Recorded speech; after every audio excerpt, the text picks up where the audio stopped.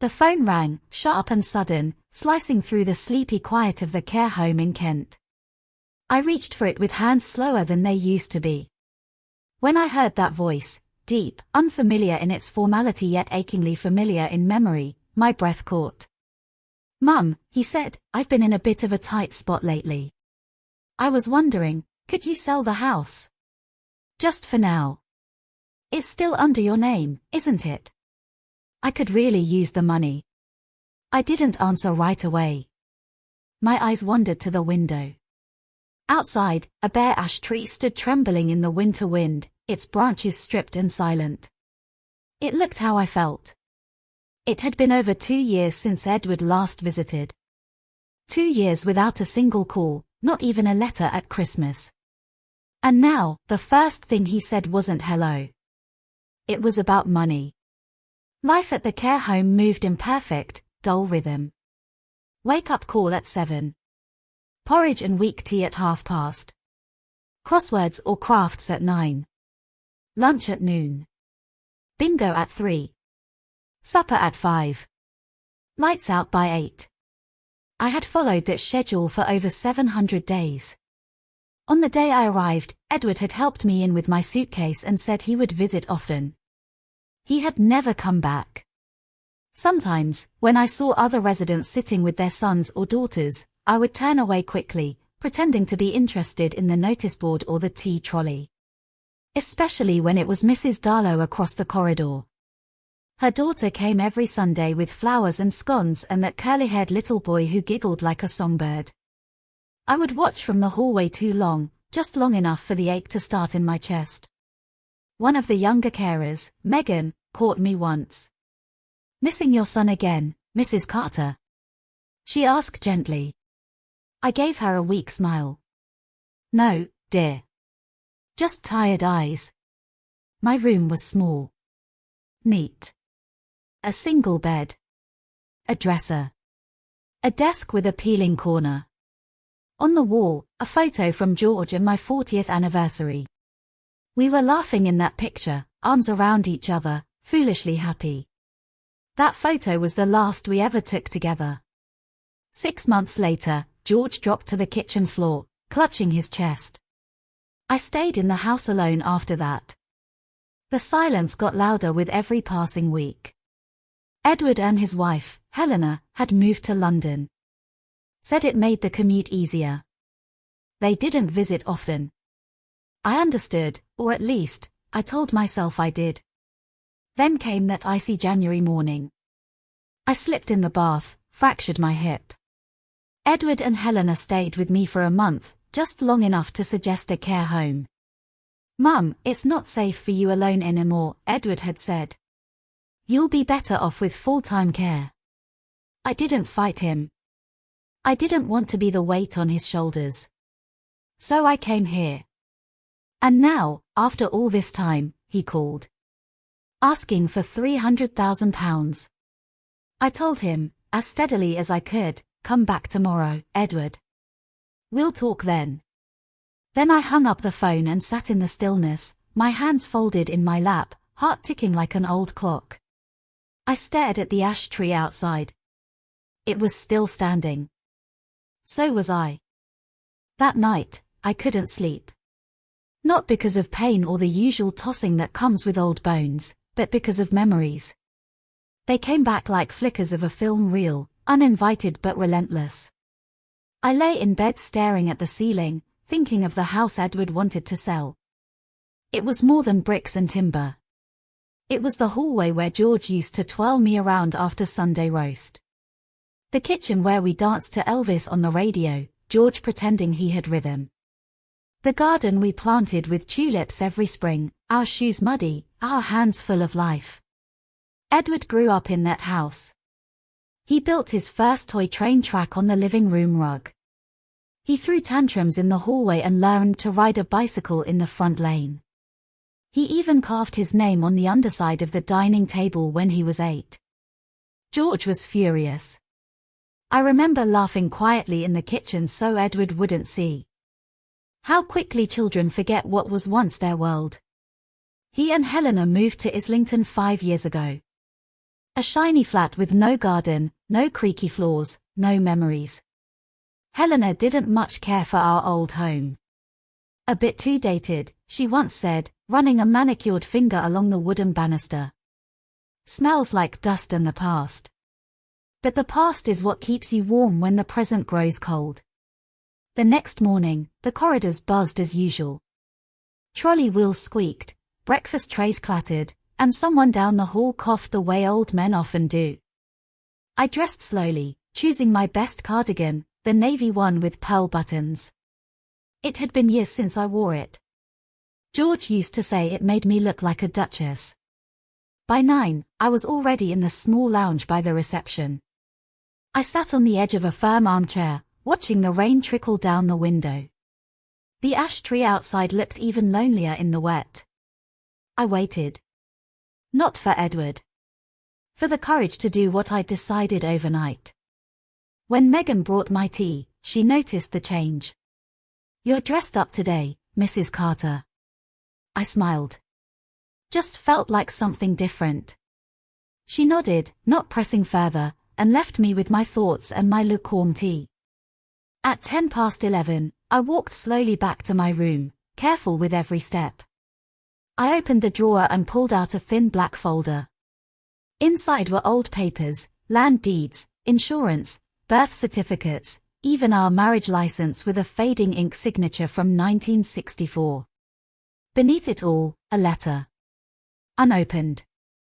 Addressed in George's handwriting. I had found it 2 years ago while packing before moving here. I'd meant to read it that day, but something in me hesitated. Maybe I wasn't ready to hear his voice again. But now, with Edward coming back for the house that still carried George's scent, I needed to know what he had left for me. I sat down at the desk, hands trembling slightly, and opened the envelope. The paper crackled as I unfolded it. "My dear Iris," it began. "My dear Iris. If you're reading this, I'm no longer there to annoy you with my humming or make you tea far too sweet. I wrote this not long after my first scare at the hospital. I didn't tell you how much it frightened me, but it did. So I've written this, just in case. You always did like to prepare things, so now I'm doing the same." I paused, swallowing the lump in my throat. The script was shaky in places, but the tone was undeniably his, warm, steady, and unashamedly sentimental. "We've had a good life, haven't we? The house we built, the memories we packed into every brick and floorboard. I know you'll miss it. I will too. But remember, Iris, it's just a house. What matters is how we lived in it, who we became in it, and how much love it held. You've always been the strong one. You never asked for much, never complained when things were hard. I want you to know I've always admired that. Now, about Edward. I know he means well, but sometimes he forgets that love isn't a thing you slot in when convenient. It must be tended like that blasted rosebush you always fought with in the back garden. If he forgets that, remind him, but gently, as only you can. I want you to use everything you have, everything we've built together, for yourself. Don't let anyone make you feel guilty for holding on to what is yours. You gave so much, Iris. It's all right to keep something for yourself. With all my love. G. By the end of the letter, my hands were shaking. I had spent 2 years in this care home, eating lukewarm porridge and waiting for a knock that never came. And now Edward wanted to strip the one thing that still connected me to the life I had built, our house. But George had given me something else that Edward never did. Permission. I folded the letter and placed it back in the drawer, locking it quietly. Later that afternoon, I asked Megan for a favor. She was always kind, always willing to help the residents with things that weren't in her job description. "Megan," I said softly as she poured my tea, "would you mind bringing me a notebook and a pen when you have a moment?" She looked surprised, but smiled. "Of course, Mrs. Carter. Anything else?" "Yes. Could you bring me the number of a solicitor? One who knows property law." She blinked but didn't question it. All right. I'll ask Mr. Fielding at the front desk. His brother's a solicitor, I think. I nodded. Thank you, dear. That evening, I sat by the window and opened the notebook. The paper smelled new, untouched. I titled the first page, "For My Life, Not His." Then I began to write. Not just a plan, but a map of everything I still had left. The deeds. The assets. The names I remembered. And a few thoughts about what I might do with £300,000 if I ever decided to sell the house, not for Edward, but for something that would matter to me. When I closed the book, the ash tree outside was still swaying. And for the first time in a long while, I didn't feel like it was the only thing left standing. The next morning arrived with a chill in the air, the sort that creeps into your bones before you've even left the bed. I dressed slowly, the same way I had yesterday, but this time I added my mother-of-pearl brooch, the one George gave me on our 30th anniversary. I wanted to wear a part of him today. By 10, I was sitting in the lounge once more, but this time, I wasn't nervous. I was waiting for a man I used to know, hoping he might still exist somewhere beneath the stranger who had called me 2 days ago. Edward arrived at 10:30. He wore a suit. It was too sharp for a visit to his mother, too tailored for sentiment. Helena wasn't with him. Perhaps that was a mercy. "Mum," he said with a tight smile, "you look well." I nodded. "So do you, Edward. Sit down."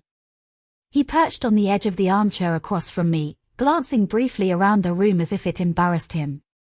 "I didn't mean to sound so blunt on the phone," he began. "It's just, things have been tight lately. The business took a hit. We've got this investment, and if it pays off..." I raised a hand. "You don't need to explain," I said softly. "You want me to sell the house?"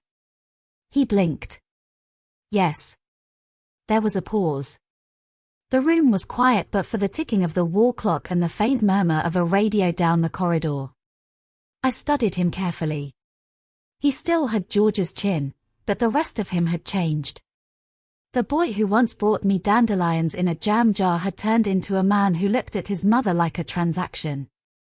I reached into my handbag and pulled out a folded paper. "This is the contact for a solicitor. You'll be hearing from them by the end of the week," I said. "I've updated the legal instructions regarding the house." Edward frowned, confused. "So, you're selling?" "I've made arrangements," I replied. He leaned forward. "Mum, I really need this. If you're planning to give it to someone else, I said I've made arrangements," I repeated, more firmly. He sat back, clearly displeased. "It's just that it's a lot of money, and it's not like you need the house anymore, is it?" I gave him a long look. "I may not need the house, Edward. But that doesn't mean I owe it to you."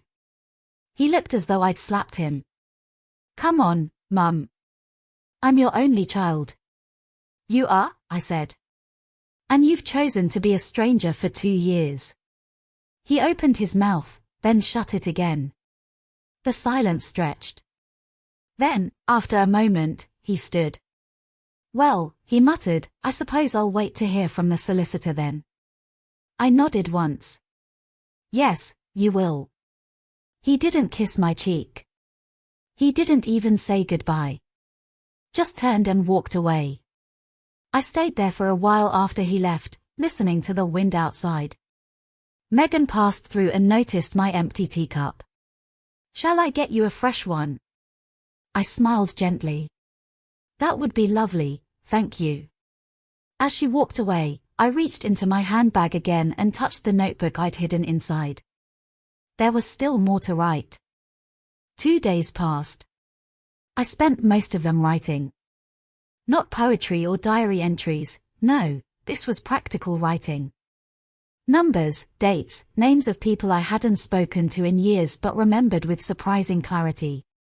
I made lists. What the house was worth. Who I could trust. What I would do if I had the freedom to choose, not the obligation to give. Megan brought in a stack of papers from the solicitor's office, tucked neatly in a manila folder. "Mr. James Hawthorne," she said, "is happy to meet with you next week.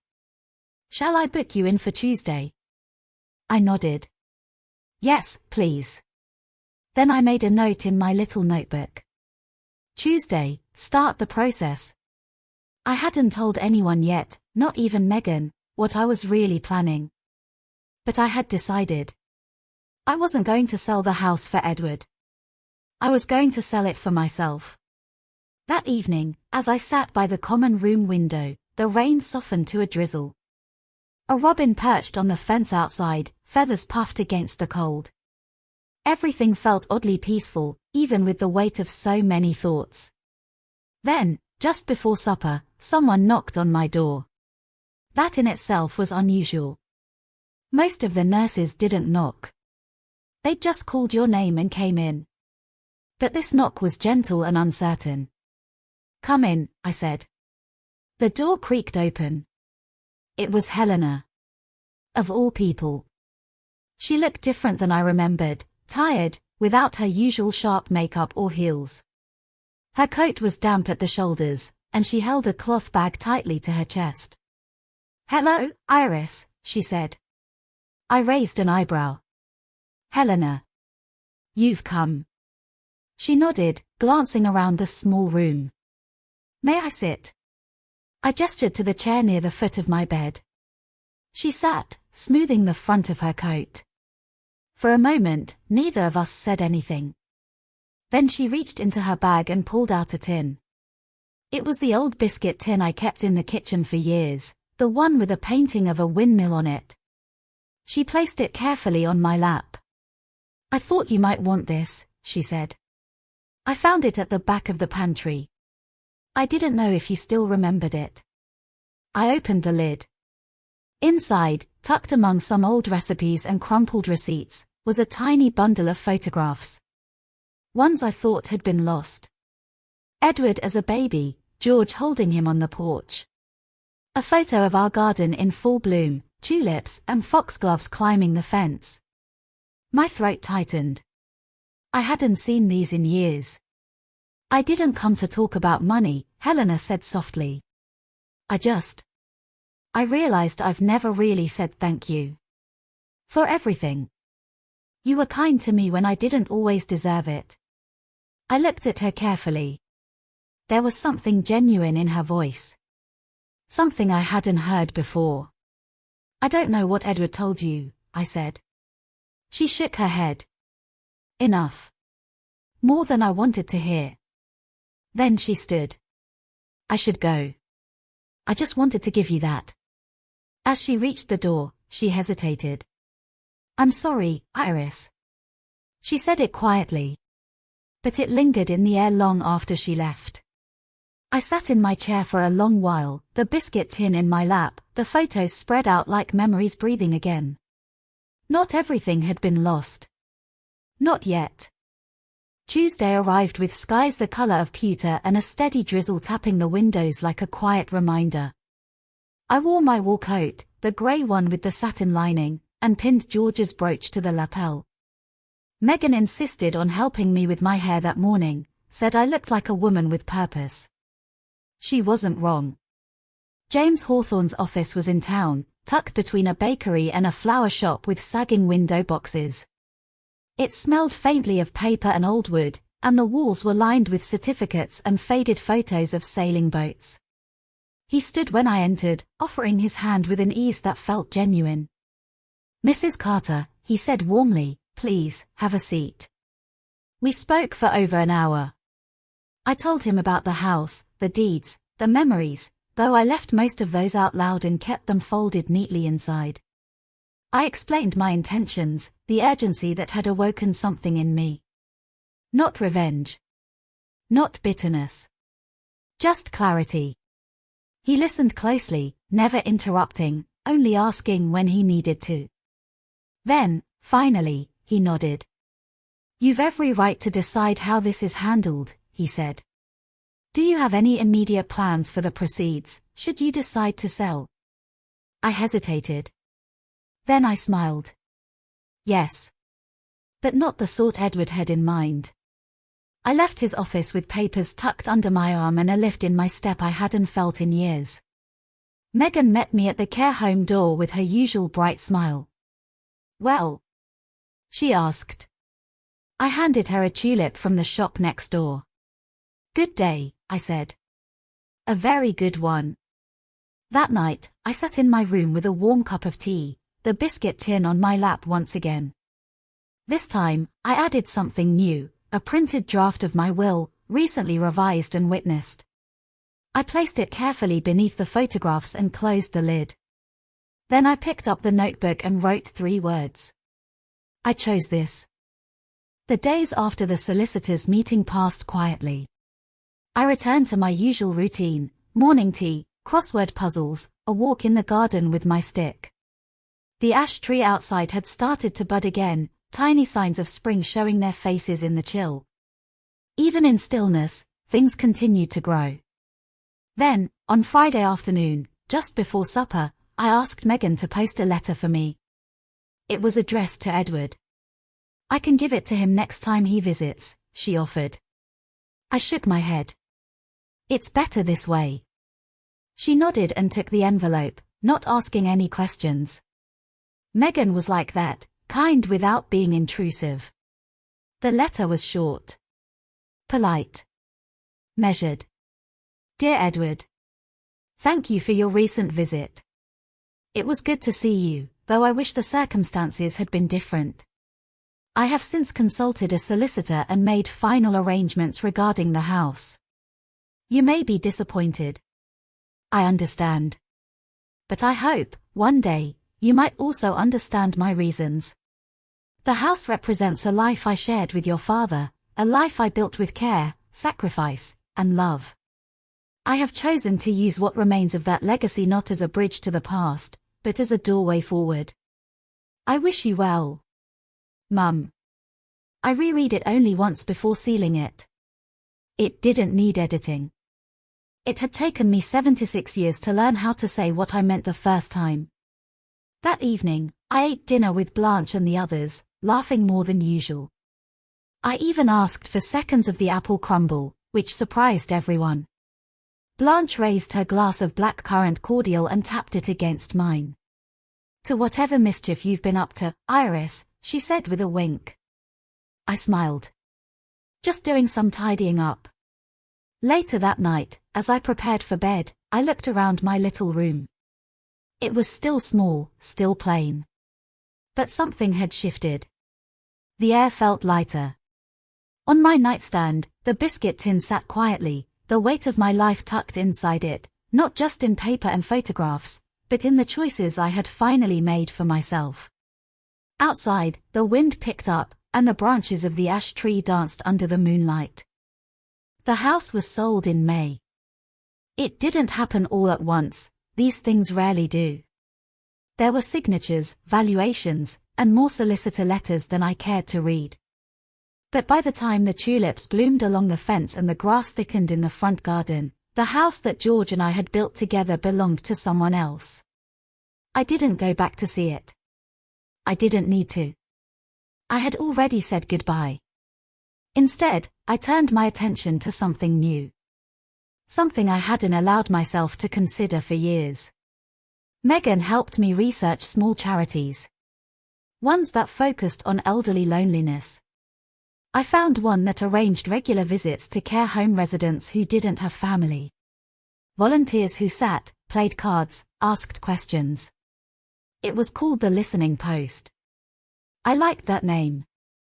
Quiet. Strong. Present. I made my first transfer in June. A sizable donation, enough to sponsor new programs across 5 counties.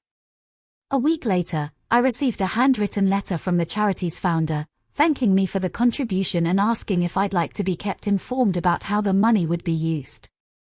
I wrote back the next day. Yes, I would. Blanche was the first to find out. We were playing dominoes one afternoon when she spotted a brochure sticking out of my drawer. "What's that, then?"